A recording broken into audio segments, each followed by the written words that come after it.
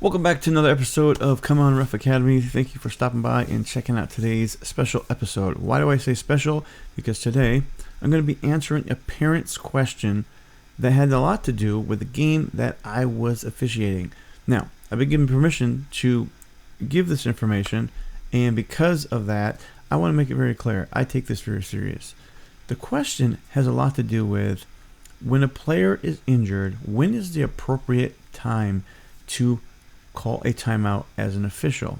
Now, this is all about safety, and also this all has to do with where the injury has occurred, and also Rule 5 in Section 8. So I want to make it very clear that we take injuries serious, but there are nuances that go into this that we follow. Because I don't want to show the video of the play, I did some research and I found one that is similar to it. So I'm going to share that with you along with the ruling. And I hope that this will help parents understand that we know how to adjudicate this specific ruling. And we are very aware that injuries need to be taken care of immediately. But we do have a guideline. So let's get right to it. All right, before we move into the clip, let's look at the rule so we have some context. So Rule 5, Section 8, timeout stopping play. Timeout occurs and the clock, if running, must be stopped when an official, Article 1, signals A, a foul, B, a held ball, C, a violation, D, a timeout. Article 2 stops the play, A, because of an injury as in 3-3-6, 7, B, to confer with the scorer or timer, C, because of an unusual delay in getting a dead ball live, D, for any other situations or emergency. Now let's get to the real crux of this call here. When a player is injured as in Article 2A, the official may suspend play after a ball is dead or has control of the injured player's team, or when the opponents complete a play. A play is completed when a team loses control, including throwing for a goal, or withholds the ball from play by ceasing to attempt to score or advance the ball to a scoring position. When necessary to protect an injured player, the official may immediately stop play. Okay, so now we have the context behind it. Now let's look at the clip and put this all together. All right, in this clip, we're going to see how we're supposed to do it, step by step, and how we can professionally adjudicate this specific play that can have some criticism behind it with parents, fans, and coaches. But just know, if you go by these guidelines, you're going to be okay. So this ball's coming up.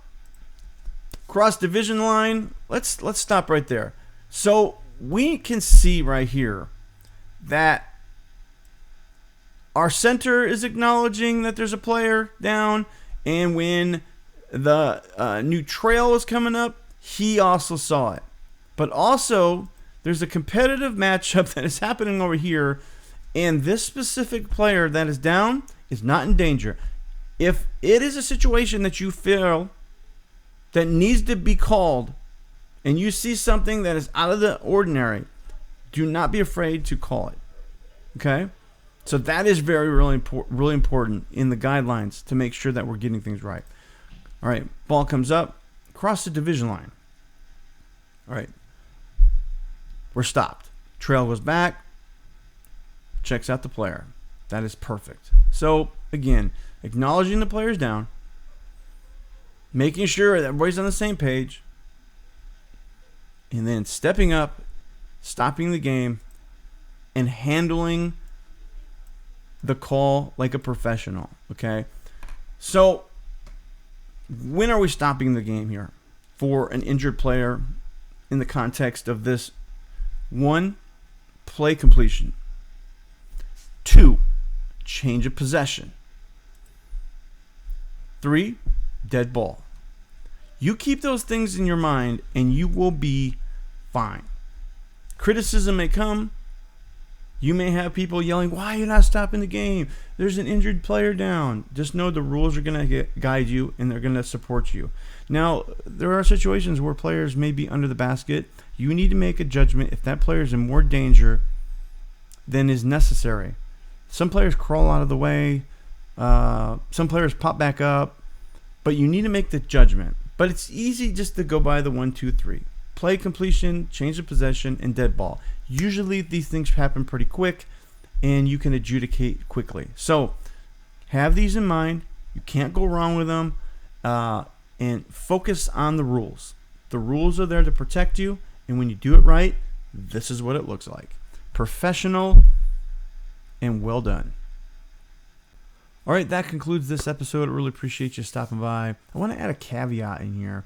It's really important to have the judgment to make sure that this injury that you're seeing is not critical, and having good judgment on that. Another caveat is if you have an individual that is tying their shoe, this principle still applies. Player completion, change of possession, dead ball. Okay, so putting these in the context will solve a lot of your problems. So again, thanks for stopping by. Share this video, and let's grow our IQ as officials. Thanks for stopping by. Have a good one.